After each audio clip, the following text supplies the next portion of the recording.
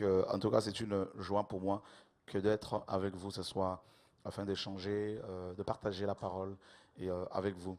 Voilà, donc nous allons partager une parole dans Genèse chapitre 3. Nous lisons à partir du verset 1er jusqu'au verset 13. Le serpent était le plus rusé de tous les animaux de champ que l'Éternel Dieu avait fait. Il dit à la femme, Dieu a-t-il réellement dit, vous ne mangerez pas de tous les arbres du jardin? La femme répondit au serpent, nous mangions du fruit des arbres du jardin. Mais quant au fruit de l'arbre qui est au milieu du jardin, Dieu a dit, vous n'en mangerez point et vous n'y toucherez point, de peur que vous ne mouriez. Alors le serpent dit à la femme, vous ne mourrez point. Mais Dieu sait que le jour où vous en mangerez, vos yeux s'ouvriront et que vous serez comme Dieu, connaissant le bien et le mal. La femme vit que l'arbre était bon à manger et agréable à la vue, et qu'il était précieux pour ouvrir l'intelligence. Elle prit de son fruit et en mangea. Elle en donna aussi à son mari qui était auprès d'elle, et il en mangea. Les yeux de l'un et de l'autre s'ouvrirent, ils connurent qu'ils étaient nus, et ayant cousu des feuilles de figuier, ils s'enfirent des ceintures. Alors ils entendirent la voix de l'Éternel Dieu qui parcourait le jardin vers le soir, et l'homme et sa femme se cachèrent loin de la face de l'Éternel Dieu, au milieu des arbres du jardin. Mais l'Éternel Dieu appela l'homme et lui dit, où es-tu? Il répondit, j'ai entendu ta voix dans le jardin, et j'ai eu peur parce que je suis nu et je me suis caché. Et l'Éternel Dieu dit, qui t'a appris que tu es nu? Est-ce que tu as mangé de l'arbre dont je t'avais défendu de manger? L'homme répondit, la femme que tu as mise auprès de moi m'a donné de l'arbre et j'en ai mangé. Et l'Éternel Dieu dit à la femme, pourquoi as-tu fait cela?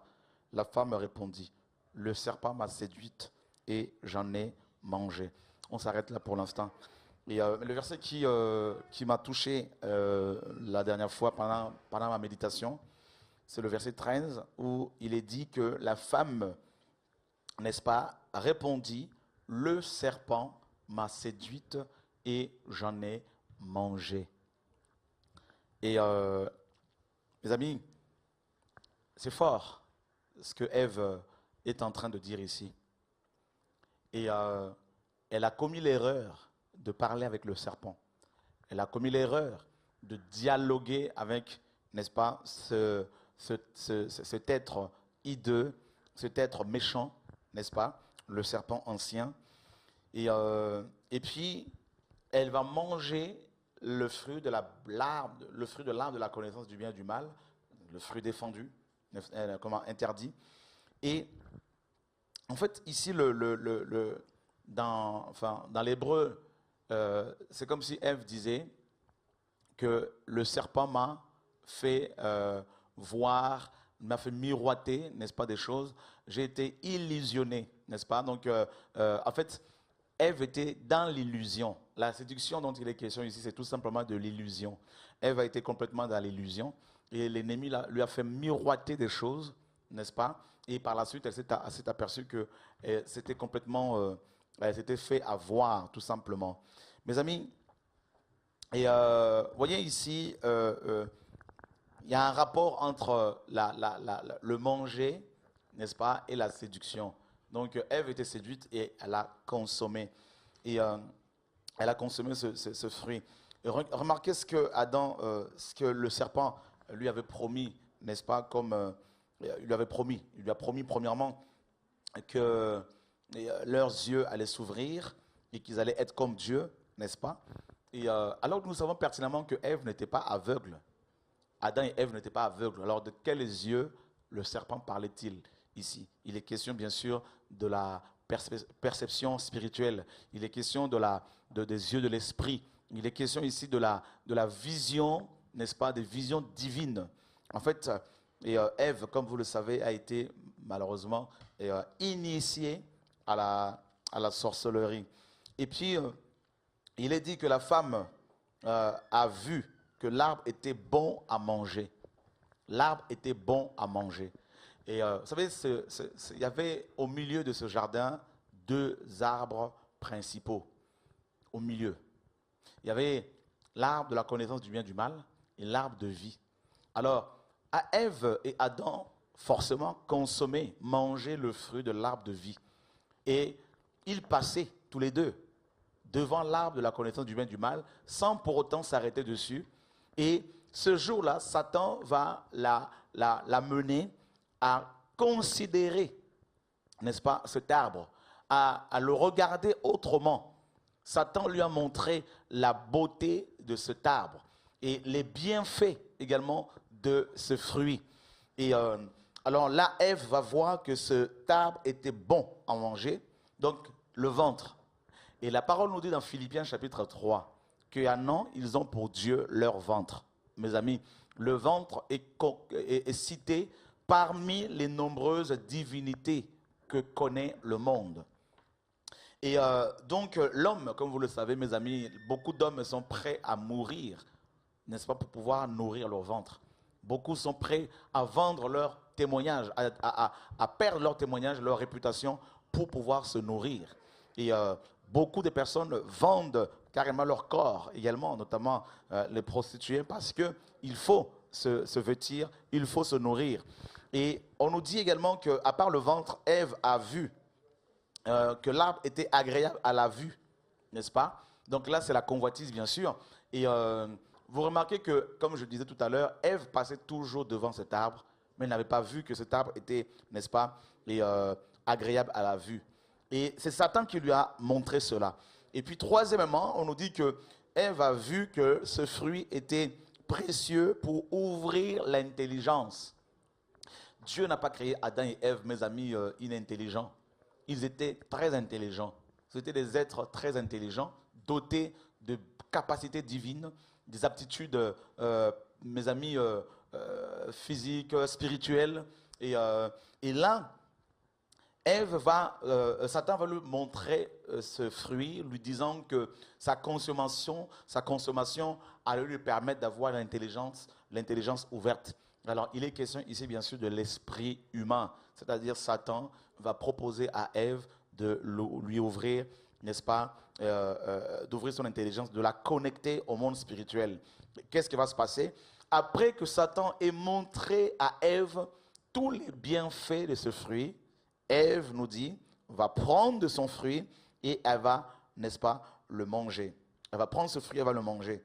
Et par la suite, elle va donner à son mari qui était auprès d'elle et il va le consommer. Vous voyez mes amis, Satan n'est pas parti voir Adam parce que l'homme c'est la tête, l'homme c'est le chef, l'homme c'est le raisonnement, n'est-ce pas? Et la femme c'est le cœur, c'est le sentiment. La parole nous dit que la femme est un sexe faible, un vase fragile. Alors Satan a eu Ève et Ève a fait tomber son mari dans le péché. Et Adam aurait pu dire non, mais il n'a pas résisté parce qu'il était dans les sentiments. Vous savez, on ne peut pas faire l'œuvre du Seigneur avec les sentiments, mes amis. Vous voyez, ce n'est pas parce que Ève, n'est-ce pas, parce que ce n'est pas parce que Ève était la femme d'Adam, ce n'est pas parce que Adam aimait Ève que forcément il devait manger ce fruit. En fait, Adam a mis l'amour, n'est-ce pas, qu'il avait pour sa femme au-dessus de l'amour qu'il était censé avoir pour le Seigneur. Et c'est là, mes amis, que beaucoup de gens aussi se font avoir, beaucoup de ministères, beaucoup de chrétiens, à cause des sentiments qu'ils ont pour leurs femmes, pour leurs maris, pour leurs enfants, pour leurs parents, pour leurs amis, n'est-ce pas? Beaucoup, n'est-ce pas, finissent par désobéir au Seigneur afin d'éviter les problèmes, les ennuis avec leurs proches. Le Seigneur Jésus-Christ dira que si quelqu'un aime son père plus que moi, sa femme, son mari, sa mère, n'est pas propre au royaume. Vous voyez mes amis, alors Ève a séduit son mari. Et l'apôtre Paul, dans 2 Timothée, n'est-ce pas? L'apôtre Paul dans 1 Timothée chapitre 2, et, nous dira ceci. Et au verset 14, 2 Timothée, 1 Timothée 2, 14, Adam n'a pas été séduit, mais la femme séduite s'est rendue coupable de transgression. Satan savait que en séduisant Ève, Adam allait tomber. Mes amis, si Satan sait qu'il ne peut pas vous atteindre directement, il va passer par les personnes qui sont proches de vous, par les personnes qui sont, mes amis, que vous estimez le plus, et il va passer par eux afin de pouvoir vous atteindre. Donc Adam a été atteint par Satan de manière indirecte.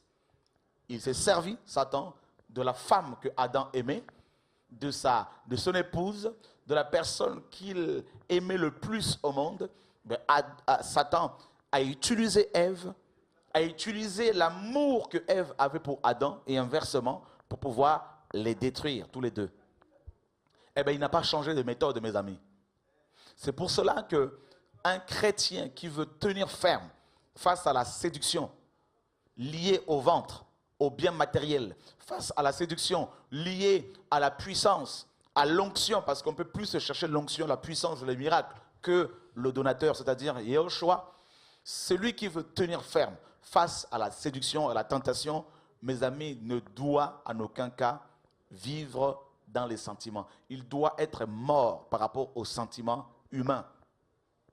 Et voyez, mes amis, nous sommes des êtres relationnels, des êtres sentimentaux. Nous avons été créés pour vivre en relation avec nos parents, nos frères et sœurs, nos amis, nos pasteurs, nos frères en Christ, nos sœurs en Christ. Et voilà, nous sommes des êtres sentimentaux. Et si nous ne mourrons pas, si le vieil homme n'est pas crucifié, comme Paul le dit si bien dans Romains 6, si les sentiments humains, le vieil homme n'est pas crucifié, donc le vieil homme notamment, si le vieil homme n'est pas crucifié, eh bien, on aura des problèmes. Quand bien même on aura reçu un grand appel avec une puissante onction sur nous, on aura des problèmes avec le Seigneur parce que Satan passera par là pour pouvoir nous atteindre. Vous voyez, mes amis? Alors, voilà ce fruit qui était à côté de la vie, ce fruit interdit par le Seigneur qui va être, mes amis, la source de tous nos problèmes. Et Adam, enfin Ève, quand Satan lui a montré ce fruit, Satan ne lui a pas montré, mes amis, toutes les maladies qu'il y avait dedans. Parce que dans ce fruit, il y avait le cancer, il y avait le sida, il y avait toutes ces guerres, les tremblements de terre, il y avait, mes amis, tous les problèmes que nous connaissons. Mais Ève, n'est-ce pas, était comme aveuglée. Parce qu'elle s'est arrêtée beaucoup plus sur l'apparence extérieure de ce fruit. Elle n'a pas cherché dans la prière à voir ce qu'il y avait à l'intérieur, les conséquences que son acte allait engendrer. Vous voyez, si vous voulez attraper un poisson, vous n'allez pas lui montrer l'hameçon. Vous allez cacher l'hameçon, n'est-ce pas, par l'appât. Vous allez cacher l'hameçon, vous allez trouver un appât. Et si vous montrez l'hameçon, vous jetez l'hameçon comme ça dans l'eau. Vous ne risquez pas d'attraper, mes amis, de pêcher un poisson. Mais si vous mettez un appât, le poisson finira par mordre. Parce qu'il ne voit pas l'hameçon. Eh bien, c'est ça le principe de la séduction. Mes amis, nous sommes des êtres sentimentaux, nous sommes des êtres émotionnels et nous nous arrêtons beaucoup plus sur les apparences, sur tout ce qui a trait au physique, à la nature qui nous entoure, mais on ne va pas forcément creuser pour savoir ce qui se passe dans les coulisses. Quelles sont les conséquences, notamment des œuvres, des actes que nous posons. Voyez, mes amis, alors, Adam avait reçu un appel pour être le gouverneur de la terre. C'était le premier gouverneur de la terre. Dieu lui avait dit dans Genèse 1,28 qu'il fallait qu'il domine, qu'il règne, qu'il assujettisse les animaux, les poissons de la mer, les oiseaux du ciel. Satan enviait cette position. Vous voyez, mes amis? Alors, il a utilisé la femme. Il se dit, si je veux directement voir Adam, il va refuser. Laisse-moi aller voir la femme. Alors, mes amis, Abraham s'est fait aussi avoir de la même manière. Dieu lui dit dans Genèse 15 qu'il allait lui donner un enfant. Dans Genèse 16, Abraham va écouter sa femme. Vous voyez, mes amis? Alors, c'est vraiment important de savoir que quand on reçoit l'appel du Seigneur, il faut avant tout écouter Dieu, avant d'écouter les hommes. Il faut écouter les hommes, c'est sûr, mais il faut vérifier que leurs propos, leurs conseils, mes amis, corroborent avec la volonté divine révélée d'abord dans sa parole. Ensuite, cette volonté nous est révélée également dans la prière. Dieu met des convictions dans nos cœurs. Voyez? Alors quand Adam va manger ce fruit, et Ève, on nous dit que leurs yeux étaient ouverts. Et ils se sont aperçus qu'ils étaient nus. Effectivement, ils ont perdu la gloire. Et la Bible nous dit qu'ils ont fait des vêtements avec des feuilles de figuier. Ils ont couvert leur nudité. Vous voyez mes amis? Et c'est ce que les hommes font, ce que la religion nous enseigne. La religion essaie de masquer le péché, n'est-ce pas, par les beaux vêtements. Et la Bible nous dit que le soir, quand Dieu les a appelés, quand Dieu a appelé Adam, Adam dira, j'ai entendu ta voix, mais j'ai eu peur et je me suis caché parce que je suis nu. Vous voyez mes amis? Donc ça veut dire que bien que Adam et Ève étaient habillés avec des feuilles de figuier, quand Dieu les a appelés, quand Dieu l'a appelé, la parole nous dit que Adam va dire qu'il est quand même nu. Donc ça veut dire que ces vêtements de feuilles ne suffisaient pas à Adam, n'étaient pas, comment dire, suffisants pour pouvoir, n'est-ce pas, résister à la présence de Dieu. Et c'est comme si la gloire de Dieu avait fait éclater ces feuilles de figuier. Et de nouveau, Adam était nu. Et dans Ésaïe, chapitre 64, verset 5, il est dit que toute notre justice est comme un vêtement sale. Voyez mes amis, alors la religion justement essaie de masquer le péché par des habits somptueux, par une parure extérieure, n'est-ce pas, comme l'église de la femme, n'est-ce pas, de Apocalypse, la femme d'Apocalypse 17, qui avait une parure, mes amis, séduisante, mais son cœur était pourri. Eh bien c'est ça la religion. On essaye d'embellir les choses avec des beaux bâtiments, avec des belles fringues. Mes amis, mais le cœur est pourri, n'est-ce pas? Le cœur est pourri. Et le fruit que Adam a mangé, mes amis, a engendré toutes ces souffrances que nous connaissons. Regardez ce que le Seigneur dit à l'église de Thyatire. Écrit à l'ange de l'église de Thyatire. Voici ce que dit le Fils de Dieu. Celui qui a les yeux comme une flamme de feu et dont les pieds sont comme de l'airain ardent. Je connais tes œuvres, ton amour, ta foi, ton fidèle service, ta constance et tes dernières œuvres plus nombreuses que les premières. Mais ce que j'ai contre toi, c'est que tu laisses la femme Jézabel, qui se dit prophétesse, enseigner et séduire mes serviteurs pour qu'ils se livrent à la débauche et qu'ils mangent de viande sacrifiée aux idoles. Donc ici, on retrouve la même chose. Vous voyez, dans Genèse là-bas, on nous dit que Ève a séduit son mari. Ève a fait tomber son mari dans le péché. Elle était séduite et elle a entraîné son mari dans le péché. Et ça, c'est dans le premier livre de la Bible. Et dans le dernier livre, qui est le livre d'Apocalypse, on retrouve le même principe. Satan n'a pas changé de méthode. Ici, l'ange de l'église de Thyatire, le messager que Dieu avait suscité, mes amis, a été séduit également comme Adam par une femme. Cette femme est identifiée ici, on l'appelle la Jézabel. Elle se dit prophétesse et doctoresse. Et qu'est-ce qu'elle fait? Il est dit que cette femme enseigne et séduise les enfants de Dieu. Elle les séduit et les amène à, mes amis, à consommer des viandes sacrifiées aux idoles. Vous savez qu'à l'époque où ce livre était écrit, notamment Apocalypse, les Grecs, comme les Romains, avaient beaucoup de divinités et ils faisaient beaucoup de sacrifices, n'est-ce pas, à ces divinités. Et ces viandes sacrifiées aux idoles étaient vendues librement dans les marchés et souvent elles étaient consommées dans les temples païens lors des orgies sexuelles. Il y avait des pratiques homosexuelles, tout ça dans ces temples. Et Paul nous dit dans 1 Corinthiens 10 que vous ne pouvez pas participer à la table du Seigneur et à la table des démons. Vous ne pouvez pas boire la coupe du Seigneur et boire la coupe des démons, n'est-ce pas? Car, disait-il, je ne veux pas que vous soyez en communion avec les démons. Donc, vous voyez, mes amis, cette viande sacrifiée aux idoles, typologiquement, on voit ici, n'est-ce pas, des fausses doctrines. Et on voit effectivement en ce temps de la fin, comme vous le savez, il y a tellement de doctrines diverses qui sont proclamées, qui sont enseignées. Et comme vous le savez, Internet est devenu aujourd'hui une véritable, mes amis, ordure. C'est une véritable poubelle où il y a de tout. C'est un mélange. Il y a une telle confusion en ce temps de la fin, mes amis. Je vous assure qu'on est véritablement à la fin. Il faut que les saints le sachent. C'est très important. Le Seigneur est en train de revenir nous chercher.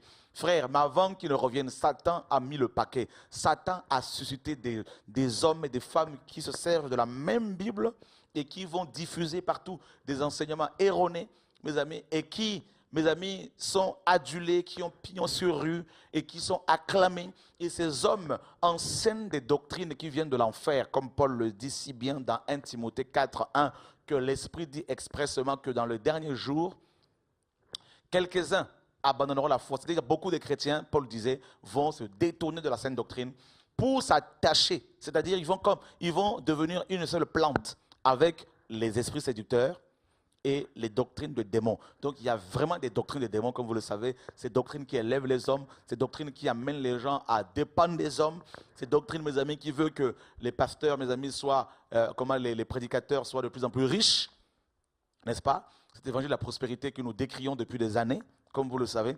Alors, toutes ces doctrines-là, mes amis, sont véhiculées librement sur le net et dans les assemblées dites de réveil, les assemblées chrétiennes. Et mes amis, ces doctrines-là, mes amis, représentent en fait le fruit de l'arbre de la connaissance du bien et du mal. Ces doctrines, mes amis, paraissent bonnes, paraissent, mes amis, séduisantes. Ces doctrines qui veulent que l'homme soit au centre de tout. Comme Satan disait à Ève, Dieu vous a menti, disait-il. Il sait que si vous mangez ce fruit, vous serez comme lui. Vous serez des dieux. Eh bien, c'est la même chose que nous voyons dans beaucoup d'assemblées. Des assemblées, mes amis, qui, mes amis, sont également cooptées par les Américains, hein, par des organisations chrétiennes américaines. Pas toutes, hein, mais la plupart. Ces assemblées qui véhiculent ces enseignements, mes amis, qui veulent nous faire croire que nous sommes des dieux. Voyez? Oui, quand le Seigneur dit que vous serez comme vous êtes des dieux, mais ce n'est pas dans le sens où que nous sommes, nous sommes divins, que nous sommes créateurs, ce n'est pas dans ce sens-là. Simplement, c'est par rapport à la moralité. Quand le Somme nous dit que vous êtes des dieux, simplement, vous êtes des messagers, tout simplement. Il y a un seul Dieu, même s'il y a plusieurs divinités, des démons notamment, mais il y a un seul véritable Dieu, Yehoshua HaMashiach, notre Seigneur et Sauveur, le Créateur du ciel et de la terre, le Dieu d'Abraham, d'Isaac et d'Israël. Voyez mes amis, alors ces enseignants qui amènent les chrétiens à faire bien sûr d'énormes dépenses financières, de s'investir physiquement, matériellement, spirituellement dans leurs associations, dans leurs empires, mes amis, ces doctrines paraissent tellement séduisantes. Oh, que Dieu nous aide. Alors, il est question ici de la Jézabel. La Jézabel. Et on sait comment Jézabel, mes amis, a détruit l'appel d'Akab, son mari. De la même manière que Ève avait détruit le ministère d'Adam, Jézabel détruit également le ministère des messagers que Dieu a suscités. Or, Jézabel, mes amis, ici, nous dit la parole, est une femme qui se dit prophétesse. Comme Ève, elle était comme une prophétesse pour Adam, parce qu'elle a donné ce fruit à Adam, son mari, lui faisant miroiter des choses, n'est-ce pas? Elle a prophétisé que Adam, n'est-ce pas? C'est comme si elle a prophétisé que Adam allait avoir les yeux ouverts, que Adam allait avoir l'intelligence. Vous voyez, Ève a promis, en fait, Satan a fait des mauvaises promesses à Ève. Et Ève a fait la même chose à son mari, lui faisant miroiter les choses. Vous voyez? Donc, et c'est pour cela que Adam a dit à Dieu, la femme que tu as mise à mes côtés m'a donné le fruit et j'en ai mangé. Parce qu'elle lui a fait miroiter des choses, certainement. Donc, le principe de la séduction, c'est comme ça. Satan te fait miroiter des choses. Tu seras riche, tu seras puissant, tu seras la tête, tu seras fort, tu auras une grande onction, tu auras un grand ministère, tu auras le plus grand bâtiment, tu auras la plus grande église de France. Il y a tellement de choses qu'on fait miroiter aux chrétiens. On les lit par des prophéties, mes amis, terribles. Alors, du coup, beaucoup se sentent complètement désemparés. Voyez, il y a la séduction, il y a plusieurs types de séduction. La séduction par le bien matériel, n'est-ce pas? Mes amis, la parole nous dit dans 1 Timothée 6, nus nous venons sur terre et nus nous retournerons dans la terre. Mais on ne va pas partir avec le matériel. Alors pourquoi perdre le ministère à cause du matériel? Pourquoi perdre le ministère à cause de vêtements? Pourquoi perdre le témoignage, la réputation à cause, mes amis, des belles voitures? Tout ça là, c'est vanité de vanité, mes amis. Voyez, donc actuellement dans les nations, l'esprit de Jézabel est en train de gérer beaucoup d'églises. Beaucoup d'églises. Mes amis, que Dieu nous garde. Et je veux dire encore, frères et sœurs, ce soir, vous qui me suivez, vous avez vu dans quelle Bible vous avez vu Pierre diriger l'église avec sa femme? Hein? Ce bicéphalisme dirigiste que je dénonce avec beaucoup de force, beaucoup de véhémence. C'est-à-dire le fait de vouloir diriger l'église avec l'homme et la femme, maman et papa pasteur. Vous voyez mes amis, on gère l'église comme une entreprise familiale, privée. Et les chrétiens sont des moutons qui sont tondus à longueur de journée. La séduction. Des chrétiens vont dans les églises, dans les assemblées locales riches, ils en sortent complètement dépouillés. Donc ça, vous connaissez déjà, frères et sœurs, ce sont des choses que Dieu me demande de décrier. Jésus est en train de revenir, frères et sœurs. Et le Seigneur dit, je connais tes œuvres, ton amour, ta foi, ton fidèle service, ta constance et tes dernières œuvres plus nombreuses que les premières. Donc, mes amis, Dieu connaît. Cette église avait la foi, avait foi en Dieu. Cette église avait un fidèle service, avait une constance. Et ses œuvres étaient plus nombreuses que les premières. Mais néanmoins, Jézabel la tenait. Ah, c'est fort. Donc, ce n'est pas parce que dans ton bâtiment d'église, mon ami, il y a 2000, 3000, 10 000 personnes que Dieu est là. Les œuvres sont là, plus nombreuses qu'avant. Oui, ce n'est pas parce qu'il y a des orphelinats partout que Dieu est là. Non. Ce ne sont pas les œuvres qui nous sauvent, mes amis. Oh non. Cette église, mes amis, avait un fidèle service. Oh oui, séminaire, conférence, retraite. Quel service! Les gens sont bien habillés, les protocoles sont habillés avec des uniformes. Les gens sont bien présentables, présentés. Oui, c'est beau tout ça. Mais le Seigneur dit, j'ai quelque chose contre toi. Église de la fin de temps. Tu as laissé la femme, Jézabel. Jézabel a libre cours dans beaucoup de ministères, beaucoup d'églises pour faire son œuvre. Jézabel a introduit un autre fruit, le fruit de la connaissance du bien et du mal, que beaucoup de pasteurs consomment à longueur de journée, que beaucoup d'apôtres consomment à longueur de journée. Des enseignements erronés, des enseignements qui viennent de l'enfer, des enseignements qui viennent de Lucifer, qui font que ces hommes deviennent comme des stars, ces hommes deviennent comme des vedettes. Mes amis, ces enseignements-là qui placent l'homme au centre, alors que Jésus seul doit être au centre. Il est temps que les chrétiens se réveillent, il est temps que le véritable message soit annoncé, où Jésus seul sera proclamé, parce qu'il n'y a pas de salut en dehors de lui, il n'y a pas de délivrance en dehors de lui, il n'y a pas de restauration en dehors de lui. Nous sommes fatigués, frères, de voir Jésus être relégué à l'arrière-plan, et des hommes prendre la place de Jésus dans les cœurs de chrétiens, dans les bâtiments d'église. Il y en a assez, mes amis. Jésus revient, il va revenir trouver quelle église? Une église complètement matérialiste? Une église, mes amis, qui est complètement dans le matériel qui vient de l'enfer, qui vient de Satan. Je veux dire, c'est pas les belles choses de ce monde-là ne tombent pas du ciel, frère.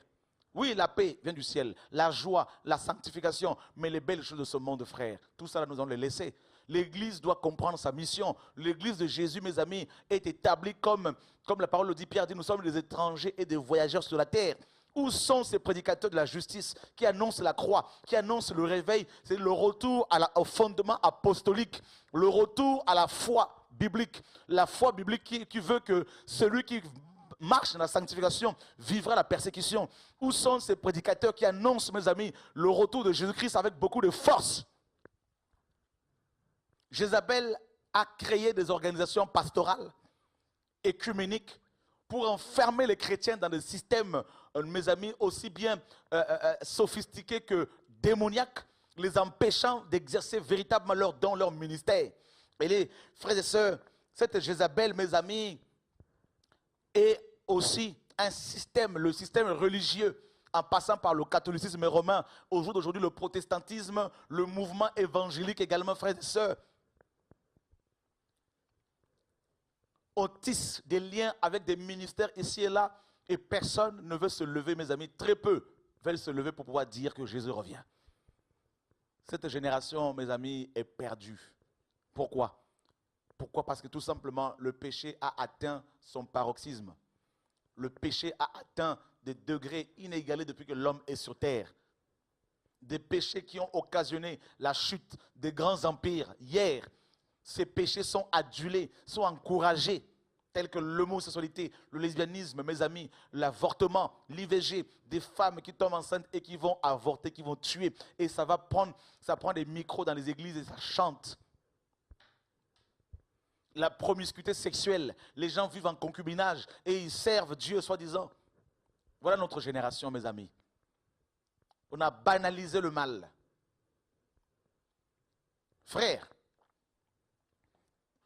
l'esprit de Jézabel, de la même manière que Satan a utilisé, mes amis, Ève, pour détruire son mari et son ministère, ainsi que l'humanité, Satan utilise également Jézabel, un démon qui peut se manifester par le système religieux, n'importe quel système religieux, l'hindouisme, l'islam, n'importe quel système religieux, qui peut se manifester aussi par les hommes ou femmes, afin d'amener, d'introduire dans les églises des fausses doctrines.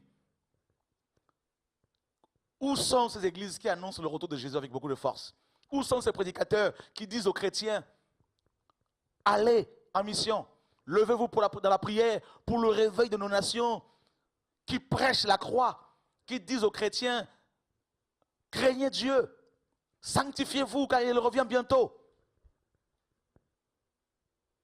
Eh bien, Jézabel, mes amis, est en activité actuellement dans la plupart de nos assemblées. Oui, même dans nos assemblées que nous avons implantées, frères. Jézabel se manifeste.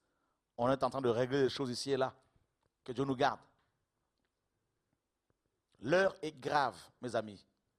Le temps dans lequel nous sommes est un temps. Le temps dans lequel nous sommes est un temps qui est caractérisé par la séduction. L'homme passe plus de temps dans les choses passagères, dans les choses futiles, dans les futilités. Il ne se préoccupe pas tellement des choses spirituelles. Mes amis, l'heure est grave. J'aimerais parler aux amis de Christ. J'aimerais parler à l'épouse de Jésus pour lui dire que nous sommes à minuit. Nous sommes à minuit. Beaucoup de vierges sont endormies. Beaucoup de vierges sont endormies. C'est le sommeil spirituel. C'est la mort spirituelle. C'est l'attrait aux choses de ce monde. La course aux choses de la terre. Mais très peu se sanctifient pour l'époux. Très peu se sanctifient pour les noces. Alors que nous avons reçu l'invitation pour les noces. Et très peu de chrétiens le savent. Les chrétiens sont beaucoup plus affairés à leurs églises locales plutôt que d'être membres, plutôt que de s'affairer pour les affaires du royaume. Beaucoup de chrétiens sont plus conscients de leurs églises locales plutôt que du royaume de Dieu. Ils sont beaucoup plus fidèles à leurs pasteurs locaux plutôt d'être fidèles aux pasteurs des pasteurs et au choix. La séduction, c'est l'illusion. Satan t'illusionne. Il te montre des belles choses, mais il ne te montre pas la mort qu'il y a derrière. Il ne te montre pas l'enfer. Il ne te montre pas le lac de feu. Il ne te montre pas la mort. Il ne te dit pas que tu vas mourir un jour. Il te fait croire que tu es éternel. Il ne te dit pas que tu vas rendre compte à Dieu, que tu seras jugé par rapport à tes actes. Il te fait croire que tout va bien. Mais un beau jour, c'est la mort qui t'emporte. Et là, c'est fini, c'est trop tard. Et le Seigneur dit que cette église se repente. Mes amis, beaucoup d'églises n'ont plus de vêtements. Beaucoup de chrétiens ont perdu la parure de sainteté, de sanctification. Et ces personnes se sont concoctées, se sont fabriquées des vêtements mes amis, avec des feuilles de figuier comme Adam, des vêtements, des habits, les habits d'homme, tout ce que l'homme fait, les belles voitures, les belles maisons, les temples construits à leur gloire, tout est beau, belle présentation, des sites magnifiques, mais il n'y a plus la vie, il n'y a plus le réveil. Et voilà pourquoi nous devons revenir au message de la Pentecôte, c'est-à-dire le message apostolique, le message biblique qui est centré sur Jésus, la sanctification notamment, sans laquelle d'ailleurs personne ne verra le Seigneur. Mes amis, celui qui dit qu'il ne peut pas être séduit est déjà séduit. La séduction, elle est très subtile.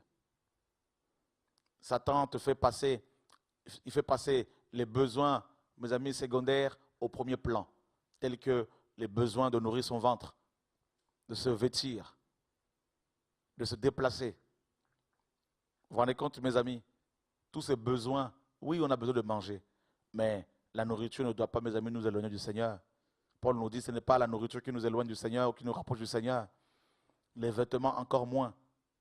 Les belles voitures, encore moins. Les belles maisons, mes amis. Une maison, c'est quoi? C'est juste un toit, un endroit où on doit se reposer. Mais le Seigneur nous dit que nous aurons des maisons là-haut. Il y a une place qu'il est allé nous préparer. C'est déjà le cas de la Nouvelle Jérusalem. Nous devons nous préparer pour cela. Une voiture, c'est quoi? C'est juste de la tôle, mes amis, avec un moteur et 4 roues. Est-ce qu'on a besoin, mes amis, d'aller voler, d'aller s'endetter pour ça? Pour montrer aux gens que nous sommes bénis par le Seigneur? Et c'est ça la bénédiction, mes amis, honnêtement. Tu vas mourir, on ne va pas t'enterrer avec ta voiture. Mes amis, j'aimerais parler ce soir vraiment aux chrétiens qui aiment Jésus, qui veulent le servir véritablement. L'heure est grave. Pendant quelques temps, je n'ai pas fait du direct parce que je suis caché. Aussi pour pouvoir me préparer pour le retour du Seigneur. Et de temps à autre, je vais revenir pour vous avertir, pour nous avertir, pour nous interpeller, pour nous préparer, mes amis, au retour de Yahushua. Il revient bientôt. Cela, c'est une réalité. Jésus revient, mes amis. Il est en train de revenir. Alors il faut se réveiller. Il faut qu'on se réveille. Si tu as été séduit comme Adam, tu peux te rattraper. Tu peux te rattraper. Et il y a tellement de choses à partager, mes amis, par rapport à la séduction. J'aimerais finir dans 1 Timothée, chapitre 1er, verset 3. Je te rappelle l'exhortation que je t'adressais à mon départ pour la Macédoine, lorsque je t'engageais à rester à Éphèse, afin de recommander à certaines personnes de ne pas enseigner d'autres doctrines et de ne pas s'attacher à des fables et à des généalogies sans fin qui produisent des discussions plutôt qu'elles n'avancent l'œuvre de Dieu dans la foi. Le but de cette recommandation, c'est un amour venant d'un cœur sincère, d'un cœur pur, d'une bonne conscience et d'une foi sincère. Quelques-uns s'étant détournés de ces choses se sont égarés dans de vains discours. Ils veulent être docteurs de la loi et ils ne comprennent ni ce qu'ils disent, ni ce qu'ils affirment. Vous voyez, Paul nous dit qu'il y a beaucoup de chrétiens, certains chrétiens se sont égarés de l'amour, de la pureté, de la bonne conscience et d'une foi sincère, et ils se sont détournés de ces choses. C'est-à-dire le terme utilisé ici en grec signifie disloquer. C'est un terme médical que Paul va utiliser. C'est-à-dire, c'est comme un membre qui a été cassé, comme une jambe cassée, une jambe qui n'est plus en symbiose avec le reste du corps. Voyez? Donc ces hommes se sont disloqués, se sont égarés et ils sont devenus des vains discoureurs, c'est-à-dire des docteurs qui enseignent des faussetés. Et dans 2 Timothée 2 là-bas, à partir du verset 18, l'apôtre Paul nous dit que leur parole rongera comme de la gangrène. Dans 2 Timothée 2, 16 à 18, il parle d'Hyménée et Philette qui se sont détournés de la foi, qui s'étaient détournés de la foi, disant que la résurrection avait déjà eu lieu. Et nous avons actuellement également beaucoup de gens qui sont sur le net, ici et là sur Internet ou dans les églises, qui véhiculent des enseignements, des messages erronés. Et leur parole est comme de la gangrène, comme un cancer. Et ça détruit ceux qui ne sont pas, mes amis, vigilants. Celui qui n'est pas dans la prière peut se laisser séduire. Donc voilà pourquoi, mes amis, pour ne pas être séduit, il faut toujours vérifier dans ce livre toutes les choses qu'on vous enseigne, comme les chrétiens de Béret. Même moi qui vous parle, allez vérifier dans les Écritures à chaque fois. Parce que les fausses doctrines sont comparées à du cancer, à la gangrène. Et ça pourrit, ça détruit. Vous voyez, mes amis? Donc c'est pour cela, mes amis, il faut qu'on veille. L'heure est grave, le Seigneur est en train de revenir. Laissez-moi vous dire qu'il y aura de plus en plus de problèmes économiques, il y aura de plus en plus de problèmes dans les nations, des troubles, il y aura de plus en plus de catastrophes naturelles. Et le Seigneur nous prépare à son retour. Les nations, comme Romains chapitre 8 le dit, la terre est en train d'éprouver les douleurs de l'enfantement. Alors que ceux qui ont des yeux pour voir, voient. Que Dieu nous garde, mes amis, de la séduction. Et soyez fortifiés, encouragés au nom de Yehoshua, notre Seigneur et Sauveur. Amen. Seigneur, garde-nous de la séduction. Protège-nous. Protège ton peuple. Que ta main soit sur chacun de nous, papa. Nous ne voulons pas faire comme Adam. Nous voulons plus t'écouter que les hommes, papa. Au nom de Yehoshua, notre Seigneur et Sauveur. Amen.